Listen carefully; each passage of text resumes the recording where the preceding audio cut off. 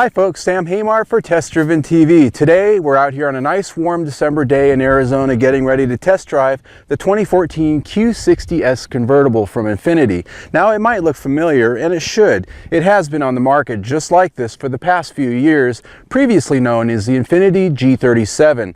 Now for 2014, Infiniti renamed all of their cars with a new naming scheme starting with the Q for cars and QX for SUVs. So this car might have been around for a while and it might not have anything substantially new, but it does have the new name. Therefore, we're out taking it for a test drive. But there is a few things I want to find out today, and that is, does it still offer up the same recipe of luxury and sportiness that Infiniti's been long known for?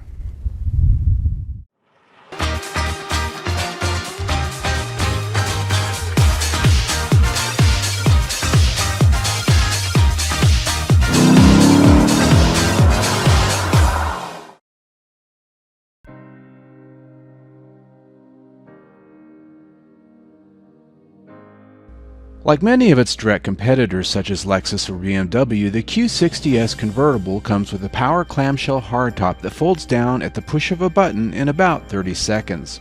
Watching the symphony of moving parts is always a drama of modern technology that gets everyone's attention that might be standing around. Styling for the 2014 Q60S remains virtually identical to the 2013 G37. Choosing the manual transmission S model gives you a unique front fascia, larger 19-inch alloy wheels, and 14-inch front sport brakes. The look is simple and uncluttered in a way that still speaks well to Infiniti's brand DNA. With the top up or down, the Q60S convertible is well proportioned. It has LED tail lamps at the rear and bi-xenon headlights up front. And of course out back you get those big speakers known as exhaust tips. The interior of the Q60S gets a unique sport treatment with genuine brushed aluminum trims and special power sport seats with more adjustability than the standard convertible. Pedals get aluminum trim as well as the rockers.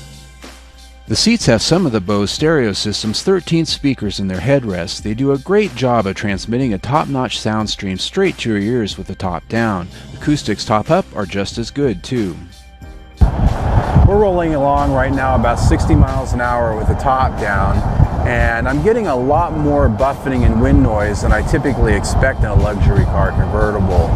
We just test drove the Lexus IS a few months ago, and it was a lot quieter as we went down the highway. A lot easier to hold a conversation when you were driving. The cockpit, however, is well laid out with only the push down and pull to the rear reverse cog of the manual shifter being a bit awkward. Overall, the interior is still very well done despite being a design that's getting a bit old. In fact, it still has an ashtray in the center console. The center stack and touchscreen controls are a good balance of function and tech. There are still redundant knobs and buttons for HVAC and audio controls, so you aren't forced to use the touchscreen menus while on the road. And on the road, the Q60S is all sport. Those large exhaust tips emit a raspy boy racer exhaust note that will wake up the neighbors at 5 in the morning even at a slow crawl.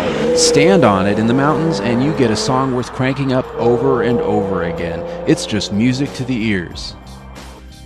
Its 3.7-liter V6 has been in the Infiniti stable for some time and offers up 325 horsepower. It can accelerate strong when you wind it out, but with only 267 pound-feet of torque, it really needs to rev to move this rather heavy 4,150-pound car. So one of the chief areas this car really sort of let me down was in the drivetrain refinement department. This manual transmission really makes a lot of noise when you're running it through the gears, and I was even getting some driveline noise from the rear axle, which really felt out of place in a car that costs this much. Despite its less than refined driveline, the chassis is very well sorted. Even with the roof missing from its structure, the chassis is very tight and cornering grip impressive. The faster ratio sport steering felt good on the mountain roads, and the suspension tuning is as sharp and precise as you can ask for. While fuel efficiency isn't always the top concern of sports car buyers, the EPA rates the Infiniti Q60S at 16 miles per gallon city and 24 miles per gallon highway. We averaged about 18 miles per gallon combined in our week, which is to be expected with a car this heavy and sport-oriented. If you opt for the automatic model, you'll actually see an increase of about 2 miles per gallon across the board. Yeah, I have to admit, it's pretty nice to be able to take a convertible out for a drive in the wintertime. So if you're sitting in your snowbound house back east, I'm sorry. Well, wrapping it up, the Infiniti Q60S Convertible is a very unique car. It offers up country club looks combined with sort of a rough-edge sports car feel, and this of course is much due to its manual transmission that this one was equipped with. If you get the automatic transmission, chances are you'll have a little bit more of a refined experience. The only negative things I really had to say about this car this week, besides some of the drivetrain issues we spoke of, is that when that top's down, you get a lot of wind noise in here, a little bit more than we got with the Lexus IS convertible we test drove earlier this summer. And when the top is up, that hardtop gets a little bit creaky and noisy over some rough surfaces, something we didn't find also in the Lexus that we tested. So this week, we give it 3.5 out of 5 stars. I'm Sam Haymart for Test Driven TV. I hope you enjoyed the ride.